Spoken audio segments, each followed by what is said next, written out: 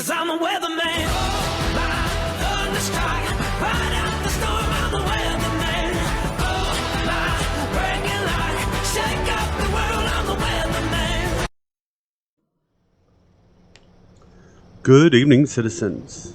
Well, we think it's evening. The clock on R600 is broken, so we actually have no idea what time it is. But evening feels about right. It's your Fastforecast coming to you with a, slightly delayed broadcast from aboard our Origin 600, the Weatherman. We regret our absence. It's been a bit hectic of late. We made a quick jump from Stanton to Pyro a few weeks ago and was immediately hit by one of the solar flares we have heard so much about. The 600, amazing design by Origin, tanked it pretty well, but what she didn't tank was several torpedoes that came as the shields were rebuilding. It seems even the military-grade radars and our weather forecasting systems get blinded by that kind of radiation output. At least temporarily. The 600 is a beast. She's an absolute tank, and we will happily say that. Venting hydrogen and bleeding, we were able to jump away to Monox, or, Pyro 2, for a few quick repairs to the main drive, but sensors indicated the gate back to Stanton was no longer an exit for us, so we headed to the Hadron jump point. Most know of our preference for the Terra system, so a jump for Hadron wouldn't be as predictable. The trip there was eventful. Relays weakened by the attack blew, and we lost main drive power on the jump. That's dangerous on most occasions, and even more so when your venting atmosphere and structural integrity is dipping in the 60s. Still, the 600 made it, though a bit worse for wear, we will admit. Origin, we will need to talk some about updating your systems. The jump point, as you know, is on the far side of the system. With the main drive down, we didn't have enough propulsion to get to the inner planets, but we could make it to Oya, further and further from Stanton, but we do know of a backway loop, so not completely out of the way.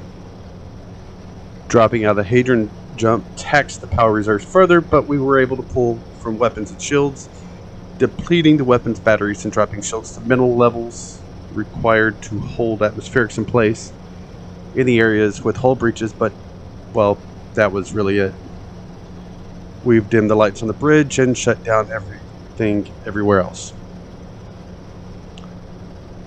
For the first time ever, the Weatherman bar is closed, ladies and gentlemen. We even had to shut down the StimCaf machine. It's tragic.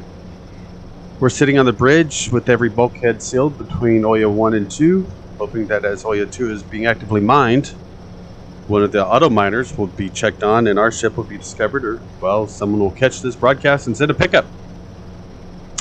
So, pick up. Well, status update.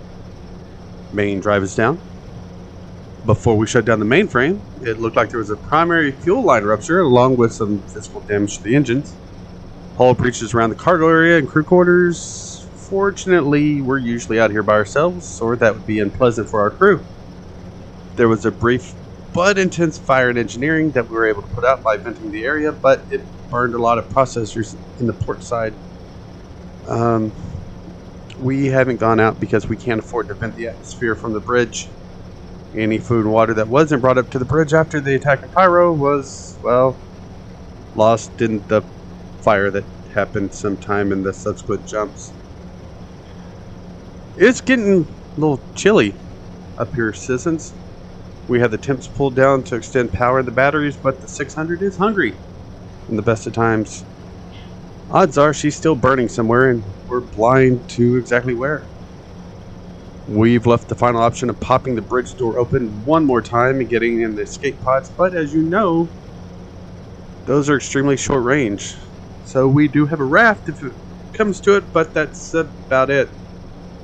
We've noticed a few cracks in the windscreen a few hours ago, more than likely stress cracks, which according to Origin should be impossible. Then again, surviving multiple impacts from torps should be impossible as well. They're probably size 5s, so we can't really see a way to survive size 9s. So 5s aren't outside of the realm of possibility. So that's where we stand, citizens. Between Oya 1 and 2 and a crippled Origin 600i, and possibly more than likely on fire. However, you know our motto. If it's good for a story, we are enthused. And, well, this is certainly a story. We're going to goose the transmitter and see if there's enough to broadcast this. From all of us here at Fastforecast, we look forward to being back in Stanton soon, to getting the 600 fixed and hopefully a tow. To all of you and yours, we wish a very pleasant evening. Oh, and Origin, seriously, call us. We need to talk. Y'all have a good night. All right, where's that disconnect button? Is that it? Oh. Ah, there it is.